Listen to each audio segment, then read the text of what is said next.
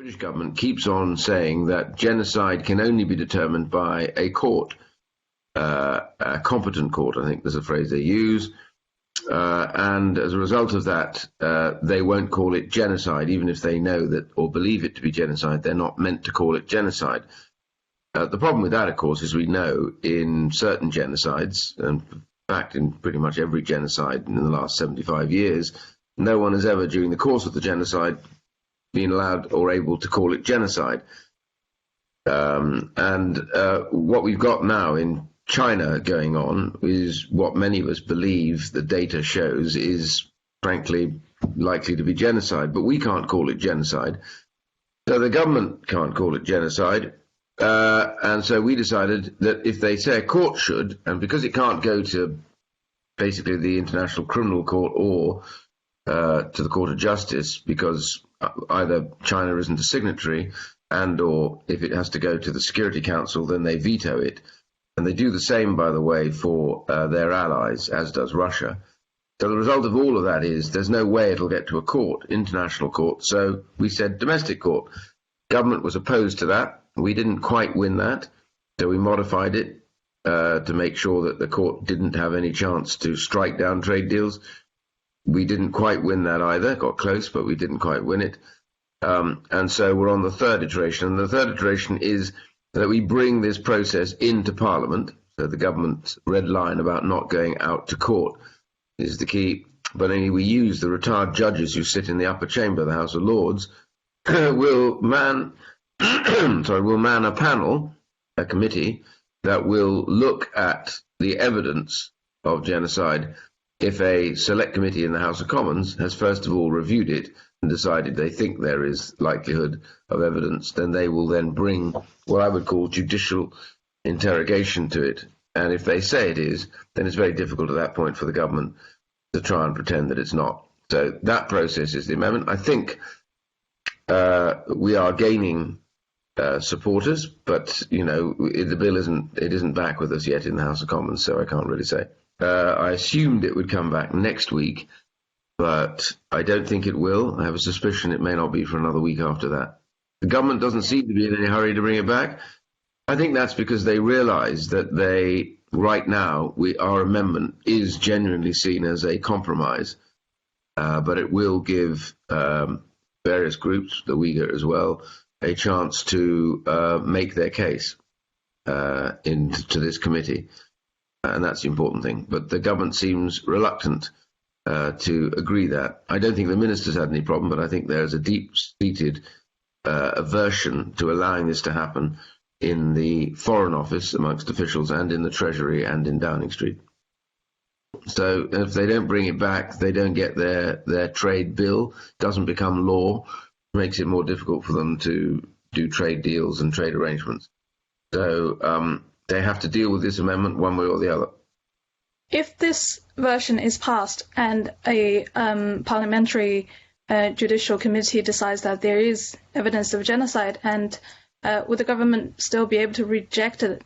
Well, in theory, the answer is yes, as they would have been able to do in the previous amendment. You know, at the end of it all, the courts don't have the power to strike down trade deals. So this is to get a judgment. What they do with the judgment is up to them. Parliament can move a motion deciding that the government should do whatever they decide they should do, and the government would then decide what they'd have to do. So a motion in the House could again mean that the government loses that motion. If they lost that motion, they would be bound to do what the terms of the motion say. So you know, it would it would have a huge effect on the government's thinking. And I think the truth of the reason why the government has resisted this endlessly, it's almost illogical the way that they've constantly resisted this. It's because they genuinely, behind the scenes, do want to strike some kind of trade arrangement with the present Chinese government. Many of us are opposed to that because we think the present Chinese government has been pretty brutal, both to its neighbours and to its own people, you know, whether it's Hong Kong, Tibet, the Uyghurs, Inner Mongolians, the Falun Gong, the Christians. You know, they have a very bad record now, both on appalling human rights and also, as we think, likely genocide. So our concern is striking a trade deal with that administration is something that I think Parliament would have a view about, and particularly if genocide is decided, then the government will be pushed to do it. But we do hear the Prime Minister said the other day he wants to do a trade deal.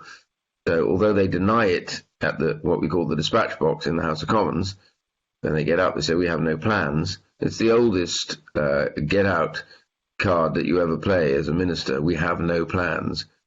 Well, strictly speaking, you probably don't have any official plans, but they know very well that their plan is that once this is through, they will get on with a trade arrangement. They're worried because Europe struck this terrible trade deal with China quite recently. They rushed it in because Biden was coming in, and they knew what would happen is that Biden would urge them not to do it. So they rushed in. They've done a very bad deal, I have to say. And so I think the UK feels under pressure because of having left the European Union. We don't want them to have advantage. That's the thinking of the government, but it's the wrong thinking. I think the problem with the Chinese administration, the Chinese government at the moment, is it gets away with an awful lot of what I call abusive and bullying behaviour, because over the last 10 years, they have, rather cleverly, opened their markets to the rest of the free world, who have done a huge amount of business with China. And so China now produces a huge amount of product for the West, and as a result of that investment, in turn, is now able to invest in other countries. So you see things like the Belt and Road Project, where they're acting very persuasively with the developing world, where they lend them money to put in projects. They've also got their hands on, you think about, we're all moving green at the moment, trying to get rid of carbon, to make carbon neutral.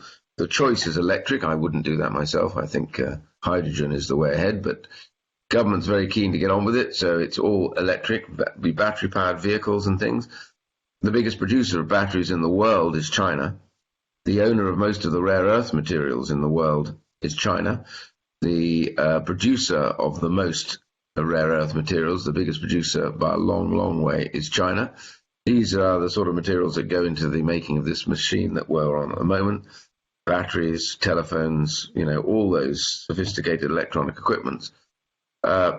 Again, China dominates that market. So they've been strategically quite clever in making sure that everybody is very dependent on them.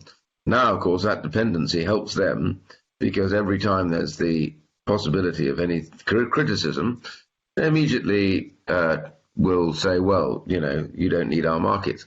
And you can see how this works out with Australia.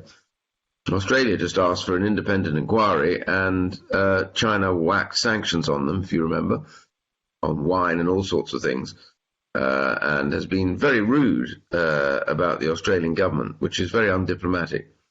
So we can see how they work. They think that this power they have now is used to bully people if they don't like what they're saying, and that's exactly how it works. My problem is I want my country to say, well, if you want to do that, then we need to look elsewhere for our markets. We'll look at India and some of the developing world. We've got plenty of things that we need to do. We should be doing back in the UK. We're now talking about moving battery production back to the UK. We're going to have a lot of battery production if they want to do that. But that notwithstanding, the dependency on China has got to end because this government, Chinese government, is an intolerant and I think dictatorial and abusive government. And I'm appalled at its support, for example, for Burma, for the military in Burma recently. It's utterly appalling. What's going on is nothing short of murder by the Burmese authorities, but the Chinese give them cover, Chinese government, by supporting them, as does Russia. But Russia's been close to a pariah state for some time already. So my concern is that I think there needs to be a change of attitude in China as to their relationship with the rest of the world, rather than this thoroughly bullying one. I mean, you can see what's happening with India. They're at loggerheads with India. In fact, some Indian soldiers have been killed, which is a tragedy, over disputed areas of the border in Tibet and the building of a road. You've got the possession of the South China Seas now, which even the UN said China has no right to, but they've been building their sort of fortified islands, trying to make this their fiefdom. But Vietnam and the Philippines and others are all disputing this. So this is not a very, and Hong Kong, of course. What more to be said about Hong Kong is going on there is disastrous, terrible. But all of these, any one of these should be enough. But because so many people are dependent on China, they turn a blind eye. They turn away. They say something, oh, I think you oughtn't to do this, but they don't do anything about it. I mean, we had to fight the government over Huawei because the government was going to allow Huawei into the 5G system. Do you think the UK should be prepared to act unilaterally? Would it work, and why? What's the alternative? Let's look at the alternative, which is do nothing. Do nothing because you have a very low regard for your own ability and capability. I think the truth is the UK needs to lead. The UK does have significant influence, no matter what they think. We have huge connections through the Commonwealth. We are very close allies with the United States and the other Five Eyes who share intelligence. And we still have very strong alliances in Europe with France and others in these defence areas. And we have a real chance to lead. After all, if the UK starts to ask these questions, and I think others follow, it's very important for us to do this. And the reality, I think, is that we need to put aside this idea that somehow China is too big to deal with, the Chinese government, and actually ask ourselves the question, surely we would want things to change because our relationship is unbalanced at the moment with them economically. It's unbalanced in foreign relation terms. And it's unbalanced in terms of China's own very belligerent attitude to its neighbours, which is dangerous, very dangerous to destabilise, the relationships of those countries that live around it. So we should always be standing up to say no. If there was one lesson we learned from the 1930s, if you don't call this out early, it gets worse. And by the way, I've had lots of people, some of these characters who don't like what I'm saying, always say, oh, you don't know anything about China, you've nothing to do with China. I should say at this point, my great-grandfather set up a business in China, a trading business in China, and my grandmother and my grandfather helped set the postal system up under Sun Yat-sen, and my grandmother was born and lived in China, and my mother and my uncle were born and lived in China. My uncle spoke both Mandarin and Cantonese and worked with the Allies in Chongqing during the war to defeat the Japanese and drive them out of China. So my family links go back a long way in China. So I have huge respect for China, and I have an enormous fondness for China. My argument is with the behaviour of the present rather arrogant dictatorial Chinese government, certainly not with the Chinese people. People who may have been in the Foreign Office sometimes get rather arrogant about what they know about China, but I think my family links go back further with China than most of them. So I think the truth is that the Chinese government knows one thing very important. They know that they need the free world to continue to trade with them. China knows it has to grow at over 5.5% a year to stand still, because such is the demand and needs of a developing country like that. And they have a very large middle class now. So, a lot of that is due to trade and investment from the free world, from the West. So my answer is always, well, if you want the trade and you want the investment, then you need to moderate your behavior, because you can't have both. I think the West needs to say, well, do we want to be as dependent on China? And that then for China is a problem, because that then means that their growth may not continue at the rate that it does, which means there are internal problems. So my answer is, we have more leverage in the free world than we think. And those who don't think so, I think they've got it wrong. So the answer is, we should use that leverage and explain to China, you can't take advantage of the free markets and everything else, and at the same time abuse the free markets, abuse the rules-based order, and behave in a bullying manner, regardless of public view. We should make a very clear statement about human rights abuses where they exist, and try and set policy around that. I think gone are the days of, look at American foreign policy where they used to turn a blind eye to the appalling nature of some of the people they supported. I think we have to recognize, yes, we live in the real world.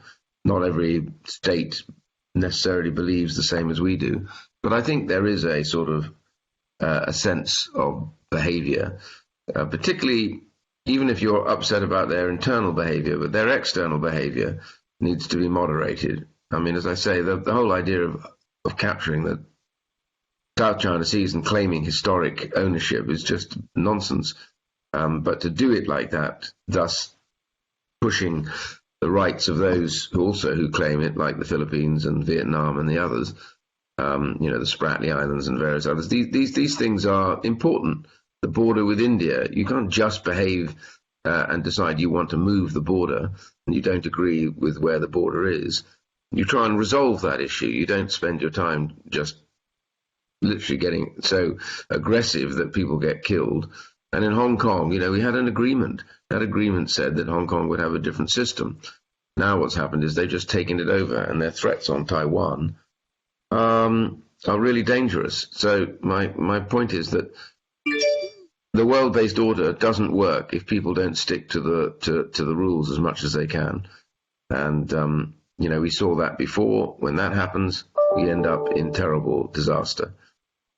And so I simply say that it's time for Chinese government to recognize that they need to moderate what they do and to be more responsible. So I can't predict what the future holds, but I do know that there is a growing body of parliamentarians, both in the Lords and in the House of Commons, who are very worried. And we're not alone. The Senate and the House of Representatives in USA. You've got all the Five Eyes. Canada has voted recently on genocide. You've got Australia, New Zealand in issues, etc. And even in Europe, I set up an organization called IPAC, Interparliamentary Alliance on China. And that involves now 20 countries around the world, from Japan right the way across to America. All parliamentarians, all worried about the nature and the breakdown and the poor relations with China at the moment. So, these things aren't just the UK. There are more and more countries asking the big question, what is happening? What are we going to do about it?